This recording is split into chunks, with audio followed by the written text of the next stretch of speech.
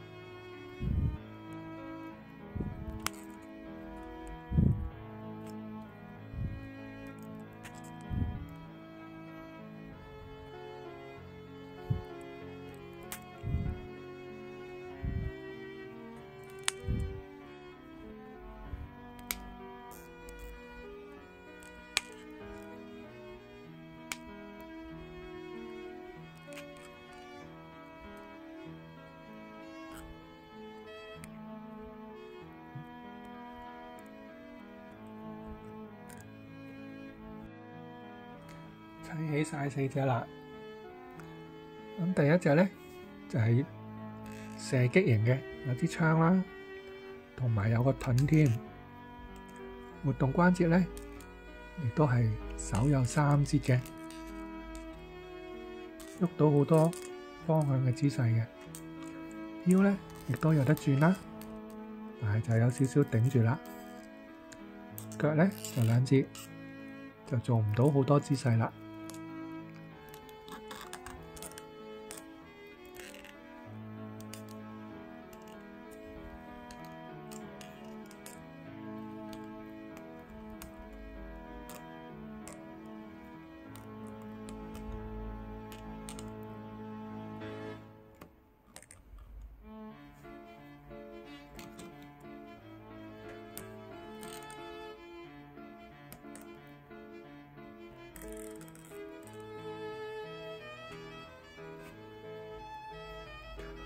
第二隻咧就係類似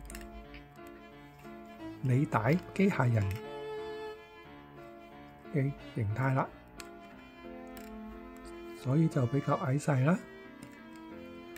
咁活動關節咧就少好多啦，因為好多組件咧都用嚟砌類似履帶嘅部分啊。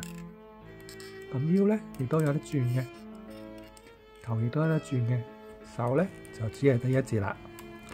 咁尾部咧、背部咧有一支類似炮嘅物體。咁佢同樣咧亦都係可以變形嘅，但係個變形系統咧就非常之低能嘅。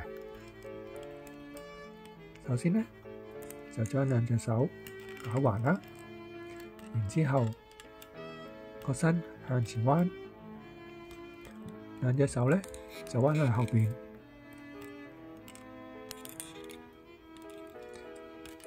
背部咧嗰支炮就向前屈，咁就形成咗個坦克形狀啦。其實都只係趴喺度嘅啫。咁第3隻咧，佢個名就係竹卡。咁但係我又睇唔出佢有咩特殊嘅能力喎。咁手部同腳部咧，同樣都係2節嘅。腳部係3節嘅，腰就有得喐啦，有得轉，但係咧佢個設計咧就俾背脊呢個斜形嘅位置頂住喎，所以喐得好少。頭部咧就可以臥高啦、轉動啦，但係位置就喐得好少啦，虛位太少啊。咁我諗咧，佢個形態咧應該係類似手刀或者槍掛，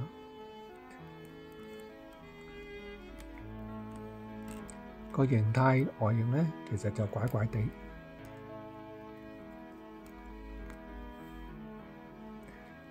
第4隻咧就係獸形啦，佢就參考咗八爪魚嘅形狀啊，用4隻腳啊。咁呢個設計咧都係幾特別嘅，因為啲組件咧佢唔係完全係90度砌，係有啲位係用借一啲單扣去活動，所以我覺得呢個設計係幾特別嘅。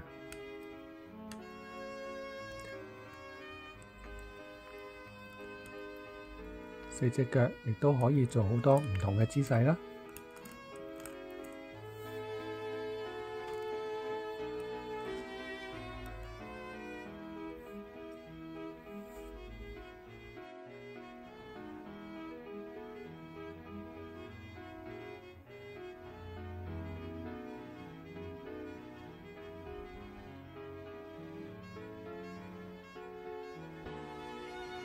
雖然咧佢就冇故事嘅，不過睇得出咧佢哋設計組咧就刻意做咗4組唔同嘅機械設定，去互相克制對方嘅。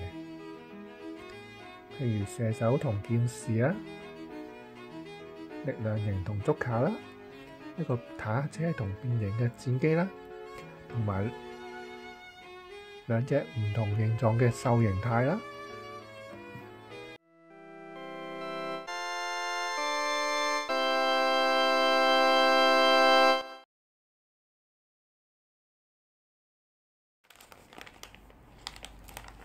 既然戰爭都開始咗，咁梗係唔會停止啦。